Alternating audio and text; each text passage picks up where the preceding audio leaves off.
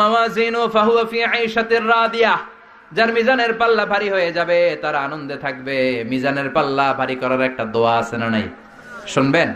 সুবহানাল্লাহি ওয়া বিহামদিহি সুবহানাল্লাহিল আযীম। পড়েন সুবহানাল্লাহি ওয়া বিহামদিহি সুবহানাল্লাহিল আযীম সুবহানাল্লাহি ওয়া বিহামদিহি সুবহানাল্লাহিল আযীম। বিষ্ণু বললেন কালিমাতান খাফিফাতান আলাল লিসান, দুইটা জিকির আছে জিহ্বা দিয়ে পাতলা, সহজ, চাইলেই করা যায়, কিন্তু সাকিলাতান ফিল মিজান, মিজানের পাল্লায় অনেক ওজন।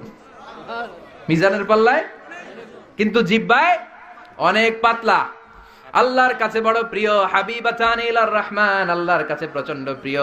এক হলো সুবহানাল্লাহি ওয়া বিহামদিহি সুবহানাল্লাহিল আযীম। পড়েন সুবহানাল্লাহি ওয়া বিহামদিহি সুবহানাল্লাহিল আযীম। আল্লাহ কঠিন দিনে আমাদের পাল্লা তুমি সেদিন ভারী করে দিও।